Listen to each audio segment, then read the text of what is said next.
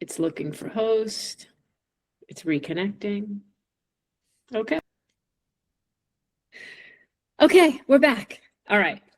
We've organized the view on screen, which was fun, pinning faces, but I think we're good now. We've got our 4 boxes. Everyone's here.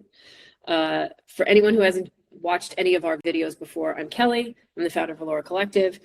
We provide career coaching to individuals. We also do trainings for teams, but we focus on the individual with one-on-one career coaching plans, with async communication, as well as sessions.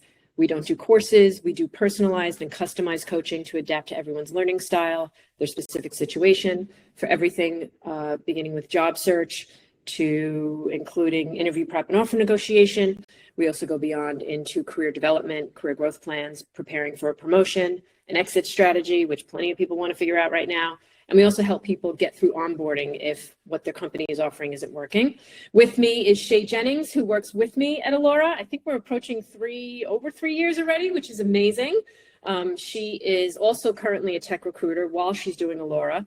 And she has incredible insights, as you'll see on our previous blogs that we just released a few videos in the last month, talking about what's going on in the hiring process right now, how AI is affecting that from the company side and the candidate side. So take a look at those on the Allora blog if you want to. So Shay's joining us, and she is going to be talking about not only the career coach's perspective in working with Allora, but also the perspective of an internal tech recruiter. And then we also have April, who is the founder of Tangerine Search, who works with candidates and clients in more of an agency model. She's going to talk a little bit more about what she does in just a second. But the reason we're here today is because we want to help everyone move through this market of job search and career development with more information. And the 3 of us together represent the strongest support pillars that we feel can help everybody. Whether it's the agency model, whether it's the personal one-on-one coach, whether it's the one-on-one coach / internal recruiter, we want to give you an idea of how we communicate with you, how you can communicate with us, and how we can help each other get through this. So with that said, Chez, do you want to offer a little bit about what you do? And then we'll have April do a little bit of an intro about Tangerine. Totally, yeah. Hello, I'm Chez Jennings. I am the tech careers coach with Allora, and I'm also an internal corporate recruiter, currently with Coinbase, previously Reddit and Lever. I've been recruiting for going on 13 years, previously agency, right? In-house the last, many years. Too long. Too long. My current focus is security recruiting. I've previously done engineering, product, and design. I've done a little bit of go-to-market and sales. Honestly, more of a generalist, but nowadays the corporate recruiter roles are really specialized. But what I share with our clients with Allora is really that insider view. So I'm still active hiring internally and can share a little bit more insight on what goes on behind the scenes at these companies in the hiring process, what to expect, how to prepare, as well as now, which feels very timely, AI tools and how these things are changing both the hiring landscape and also from a candidate perspective, how to prepare for these conversations on using AI, what tools are worth it to upskill in, and just navigating all of the really rapid changes that are happening in the market with that. Very nice. Fantastic. Hey, April. I am so excited to be here with both of you. I think it is so important. We talk to so many job seekers, and it's so important that folks understand kind of the ecosystem. Sometimes job seeking can feel totally nebulous, formless, right? You don't understand like what is a good day in job seeking? Like when have you like really accomplished something in your day? How to talk to the various recruiters and coordinators and folks that you run into in your job search. So this is a very exciting collaboration. I always want to help job seekers, and I only have a limited number of jobs to fill. So being able to have some additional outlets for sharing some of the knowledge that I've gained is really exciting. So I am April Starlight, founder of Tangerine Search. So Tangerine Search has been around for the last 7 years. We started in 2019, just moments before the pandemic. We do technical recruitment, primarily within engineering, infrastructure, cybersecurity, everything that is AI, machine learning, computer vision, et cetera, and so on. Plus some of the roles, operational roles, sales roles that support companies offering and bringing those things to market. Tangerine Search supports clients globally. So our largest concentration is obviously Silicon Valley because we support so many startups, but we do have clients in many other metros within the United States, in Canada, and a handful also in Europe. So we can also help job seekers kind of understand that international communication, collaboration, whether you're working on a team with multiple international team members, or you're actually looking to move and work abroad, or you're looking to move to or from the US, whichever direction you may be looking to head. So very excited to be here with you all. Excellent. Yeah, and I think those are areas where we have that crossover because we do career coaching, we do career and relocation as well. In terms of the UK and the EU, we have specialty areas with that. We also have a specialist that works with us that partners with me on global mobility across the UK and the EU. I'm originally from New York City, but I also lived in California, and I also lived in Amsterdam in the Netherlands, and then I was also in Spain. So we want people to not be stuck. We want to help them figure out what they can do and then how they can get there. And I think we all share that same goal, that we want people to have an easier time doing the things that we've done than we did when we tried it. So yeah, I think that's really the trifecta. And I think it's important that people understand too the different ways that we would support them and we would communicate. So for example, as a career coach, we are very one-on-one. We are the partner with them, communicating on a weekly basis. We follow their pace, but we're there with them, let's say, in the trenches to help them move forward and keep their productivity going, right? Whether that's having sessions to talk about what they did independently, whether that is having sessions to help them stay accountable, whether that is increasing our async communications to keep their productivity going. But we're very much a close partner, and the coaching we do is action oriented. So action could mean exploring your options and making sure you're thinking about it and taking the next step to figure out what you might want to do or what you might be eligible for or what might make sense. Or it could mean having an action plan of do this, network to this, connect to this person, and do that later, right? I mean, our favorite actions are offer negotiations because that's the fun one, but we'll get to that one later. So the career coaching partnership is very much approaching a friendship. There's a closeness. You have to get to know someone in terms of their personality to understand their learning style. You have to understand their struggles and the best way to help them move forward. And you have to work with their availability and their pace. So that's why everything we do is customized. Chez, since you have that crossover, is there anything that I missed in terms of Allora coaching, or do you want to just move that into how you work with candidates as an internal recruiter? Yeah, I think with the Allora coaching, some confusion for clients who have not worked with a coach before is we're working directly with the client. We're not, say, representing them to different companies in their process. They're managing that on their own, and we're supporting them with their actions. And that's where we start to see some of the differentiation, which myself and April will get into, of those different handoff points. So, you know, me as the career coach, I'm working with them on their personal actions, advising them as they're going through the process. As a corporate recruiter, I'm taking somebody from, you know, being a referral candidate to the specific company that I'm contracting with currently, and kind of managing their end-to-end process with the company, where I'm representing actually the company in my corporate recruiting role, but trying to advocate for the candidate to move through the process, giving them as much as I can so that they feel prepared for the interviews for our specific company, what to expect, who they need to know from each round, how much time they're going to spend. I'm working with their coordinator to make sure that their preferences are being scheduled accordingly as far as the interviews. And then, you know, fingers crossed that they get an offer. I'm also that point of contact to facilitate the offer process. And that's kind of where that differentiation is on the corporate side. So as the internal recruiter, you're representing the company and you're managing the experience of the candidate all the way through. You want to see the best for them of success. You may be prepping them for interviews and giving them guidance, but you are representing the company to manage that experience. Whereas as a coach, I'm doing, or Chez would be doing if she's coaching, but now we're using the internal recruiter model. So as a career coach, we're doing deep dive interview prep before. We're taking the notes that the internal recruiter would give the candidate, and we're formulating that into interview practice and making sure that they're ready to confidently speak about their experience with clarity so that they have success throughout the interview process and things like that. And it's never happened that we had a client go through process with you. That would be a conflict, but it would be interesting if you were managing an offer and I was telling them how to negotiate on the other end. We should play with that one time. We need to do like a practice negotiation, which I think will be funny.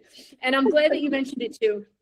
Yes, when our clients work with us, we get to know them. We know what they can do. Our networks are open. We do help people through our networks in terms of referrals and introductions, but we are not a placement service. So we are not taking any money from the companies to find candidates for their jobs. And that is exactly where we find the Tangerine model in terms of agency, which is that B2B area. So April, do you want to give a little clarity on that? Yeah, absolutely. And I love having great career coaches in my network because a lot of people will call me and be like, can you find me a job? And sadly, the answer is no. I have jobs. If you are fit for one of the jobs that I happen to have, Right. I can present you for it. Right. Yeah. So it's similar to the in-house recruiter in that we are representing the company. But the difference is we are actually representing a whole myriad of companies. We are also representing future companies. We are representing multiple opportunities all at one time.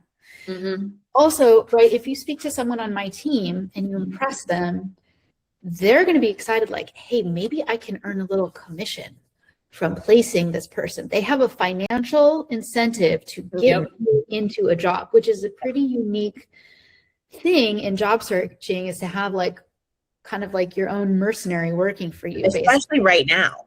And can I make a note that an agency, a candidate should not be paying? Ever. The company pays. I just want everyone to, because there's some weird stuff going on in the, there's some weird messages I'm hearing about, but Absolutely weird stuff. You should never. And if you, for some reason, offer, because I have had candidates offer, hey, I'll give you my first check. I'll give you my firstborn, right? Like that agency or that agency recruiter should be quickly and without any hesitation, fully turning you down on that offer. Yeah. Absolutely.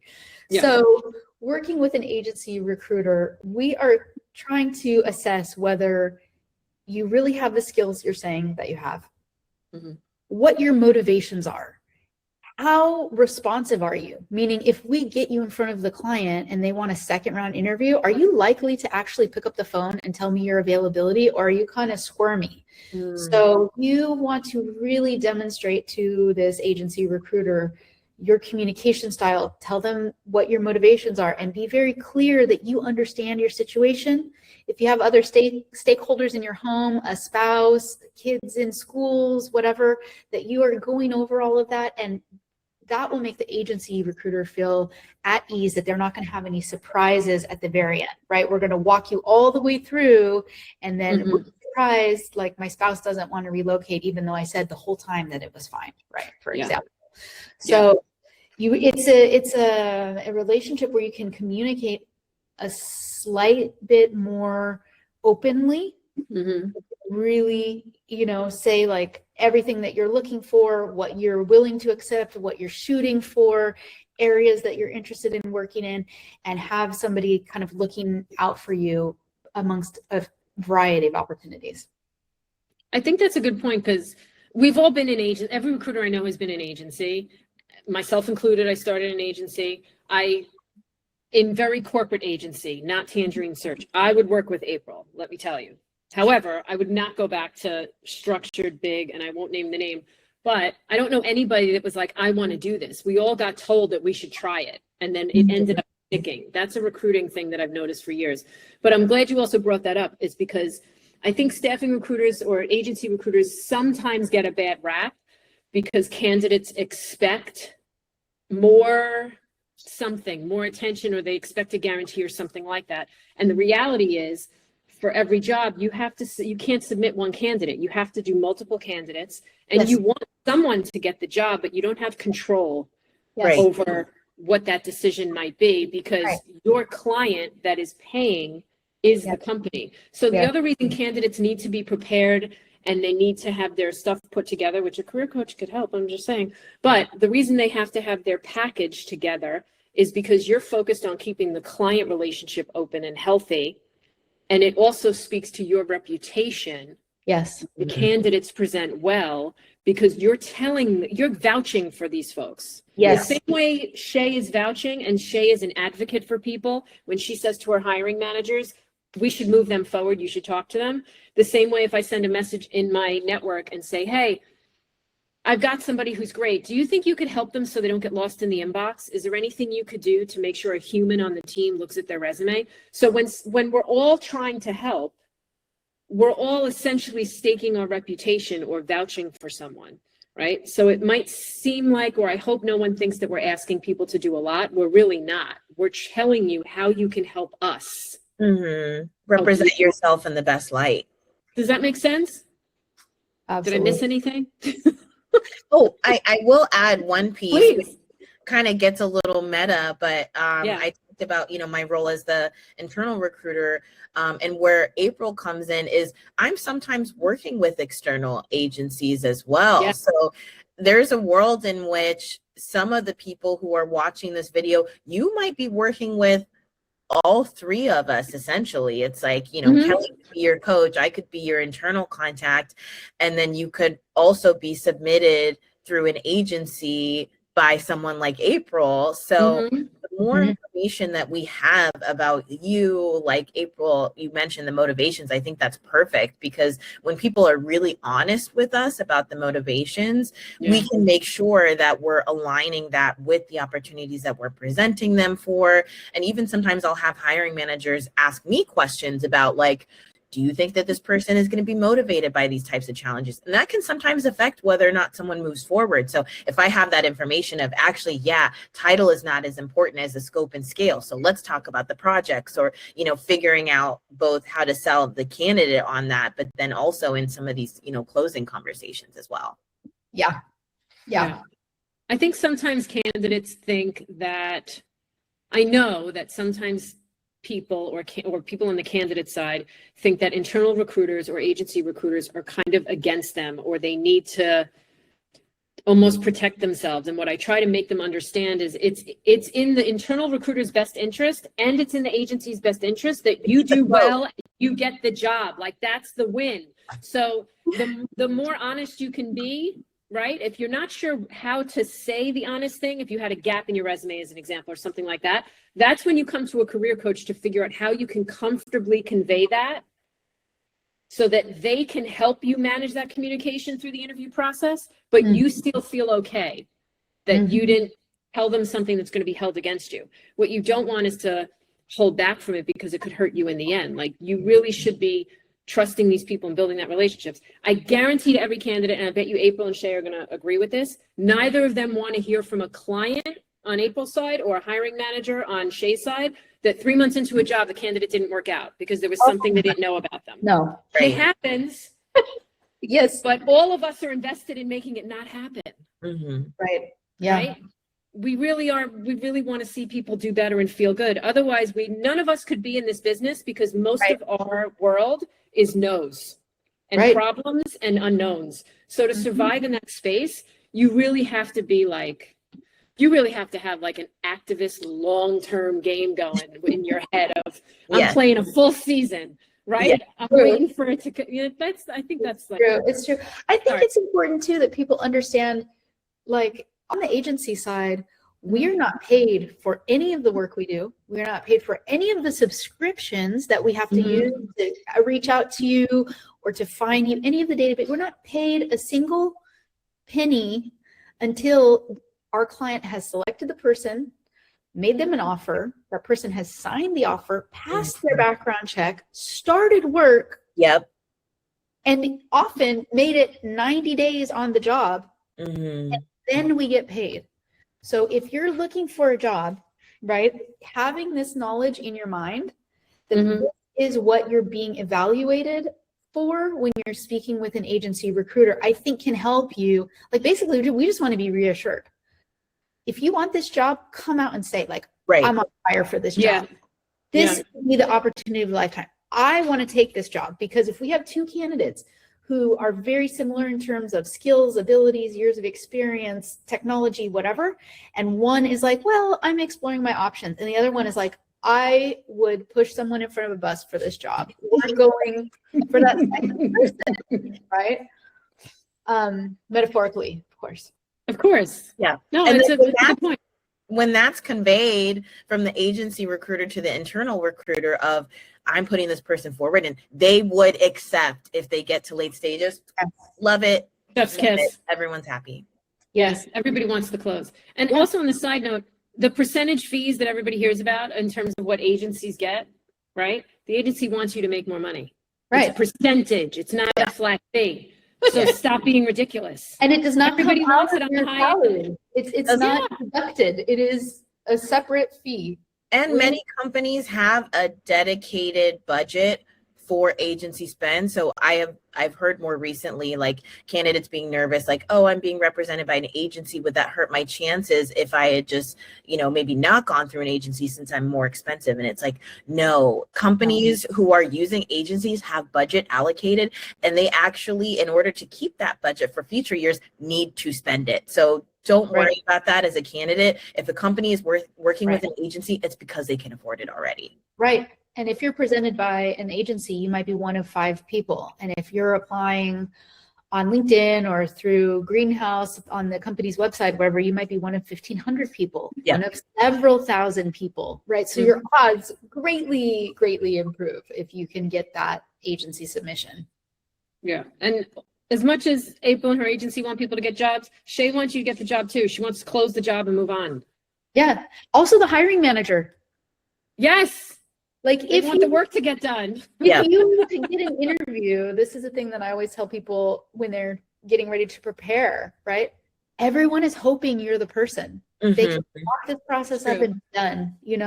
We don't get so nervous, like, oh, this is going to be a conversation with people I don't know. I have to prove myself. But just remember, they're hoping that you're the one. Yeah. They just want to be the one.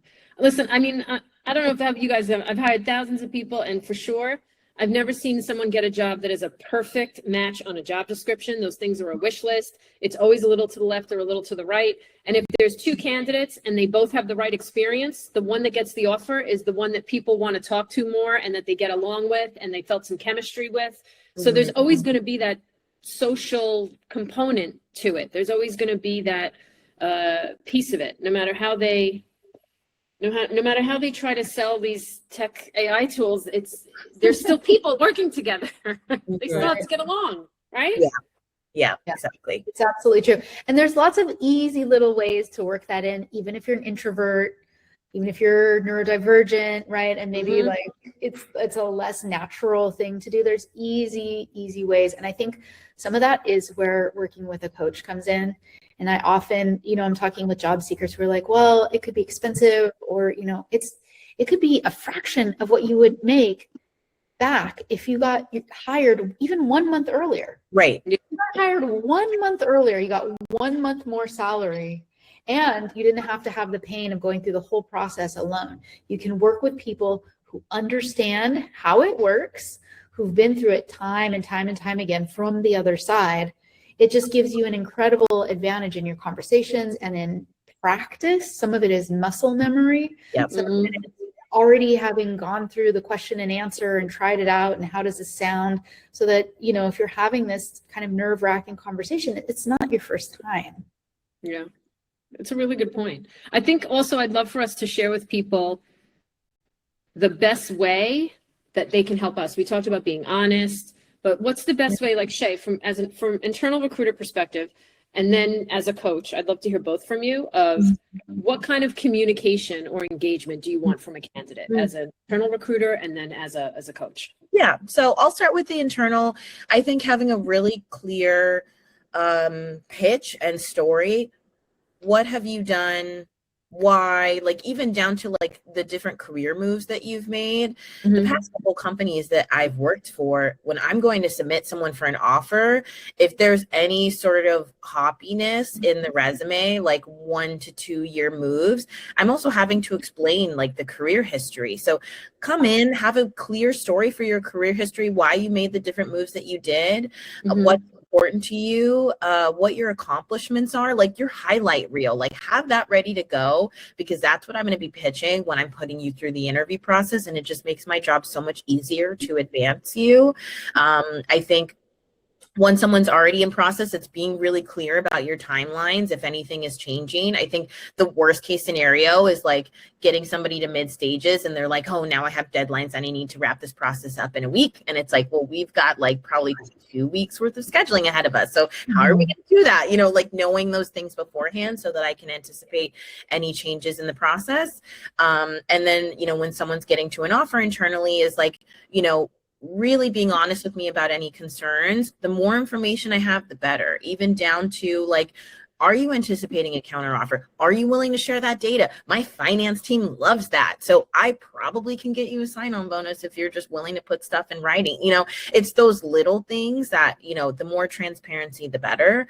I would say that on the internal side. On the coaching side, I love someone who comes in, whether it's, you know, their consultation or whether it's a shared client that has either a clear understanding of like their wants and do not wants, or they have like a loose outline of where they want to go. And then they're willing to set those accountability goals for how often we're going to check in, how they communicate, how they receive feedback. Are they more of a working session client where they're like, I'm really stressed, I don't have downtime from my job, you know, in between session, can we just work together during our sessions? Or somebody who's super independent and they're like, I actually just want to use our sessions for accountability and check-in. So getting all of those preferences and goals up front just allows me to work at their pace, know when to push, know when to, you know, kind of take a step back and let them do their thing. But, you know, making sure that we're customizing that experience to them. I'm laughing because I immediately thought, know when to ask Kelly to push. I'm a nudger. You mentioned one thing. Can you just clarify really quick? Because I don't think everybody knows about it. And I don't know that it's been going on for too long. You mentioned that when a candidate says they have a competing offer, that now there are processes where they're being asked to submit that data. Can you just give a little clarity on that? Yeah, I would say that this is becoming more of a common practice in tech. It's both from like a, you know, keeping things honest perspective. Also, you know, these companies do have the data on our end as well, whether it's Radford, which is a market insights tool that a lot of companies have access to, or, you know, a levels.fyi or Blind.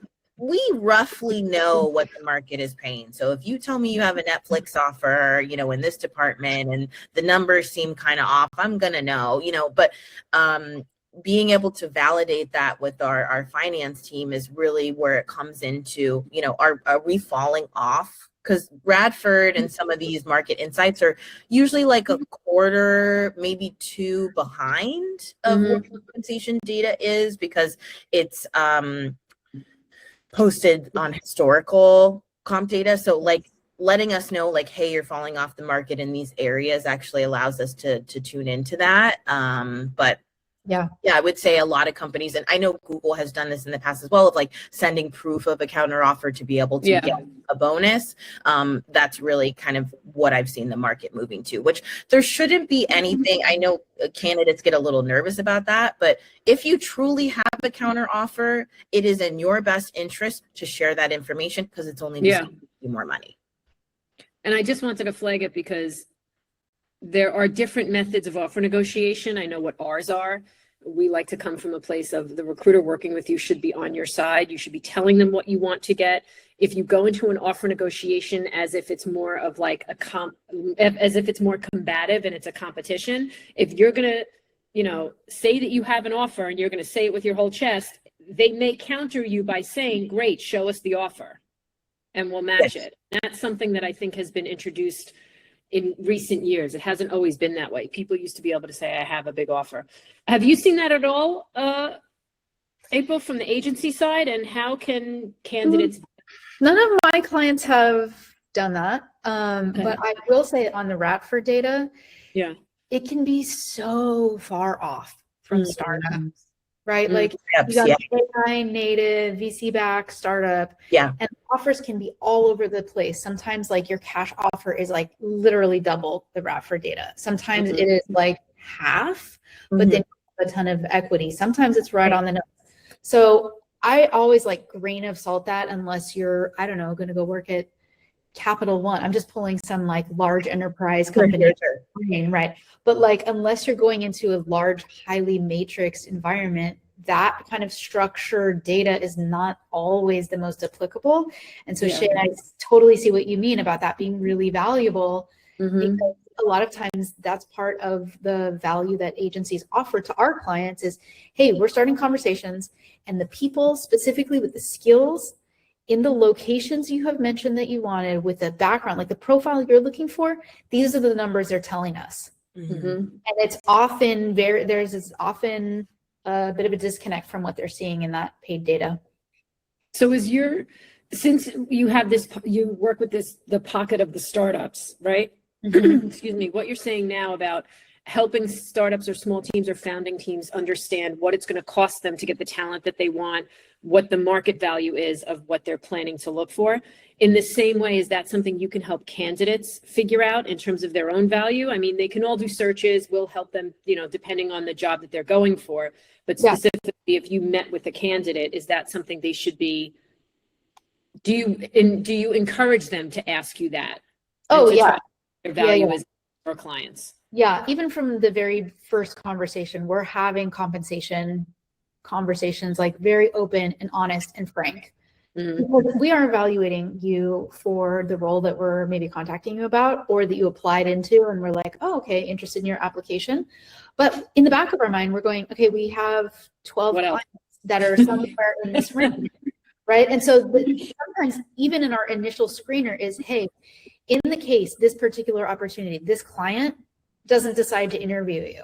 For other opportunities, what's the range we should be contacting you about in the future? Right? When someone on our team is asking you that in that first screening call, that means like, okay, we're feeling inside like we've hit the jackpot. This is somebody, placeable. We're going to come back to you. We're going to be looking around like, yeah. How about on the candidate side in terms of agency? When my clients ask me about dealing with agency, one of the things I'm clear with them about is if they have been referred or introduced, or if they're in a company's talent database, let's say anytime, I usually tell them in the last year, if you think there's a chance you're in the company's database already, they should tell the agency that. Because the placement of the candidate on your end is a matter of ownership. Like your job is to introduce the person to the company.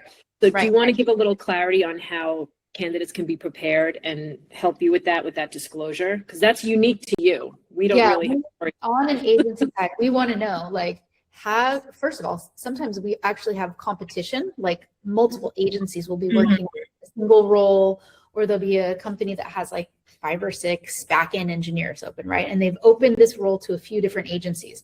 So our first question is, are you already in consideration for this role?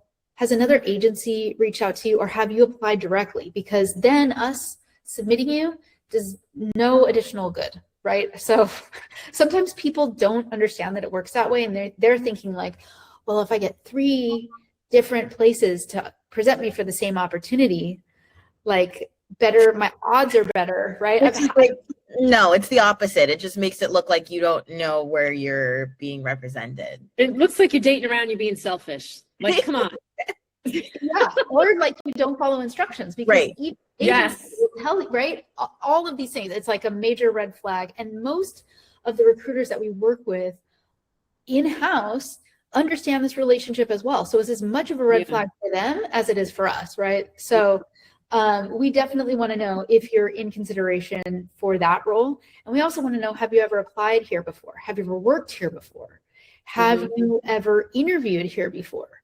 And different companies will have different rules. It'll be different in the contract, right? Like candidate ownership for 6 months, for 12 months, they'll accept submissions if this person has not applied directly within 2 years. It all depends on the client and depends on that particular contract. But we have actually placed folks who had a successful interview where it was like a runner-up, or interviewed for a role where budget ended up getting cut in the past, maybe 5 years ago or something. They have some relationships internally and we reintroduce them. So the fact that you have worked with an opportunity at a certain company in the past does not necessarily keep you from being a viable candidate to an agency.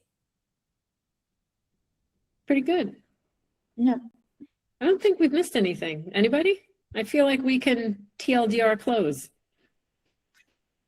Shay's Shay's the queen of the TLDR. She's really good at it. I'm not very good at it. Yeah. Anyway, as we close out, April, how can everyone get in touch with you? Where can they find you? And just remind them of how you can help them. Absolutely. So tangerinesearch.net. If you go to our careers page, find a job, all of our open jobs are listed there. We have various resources for job seekers, a list of career coaches and other things that you can sort of help yourself with.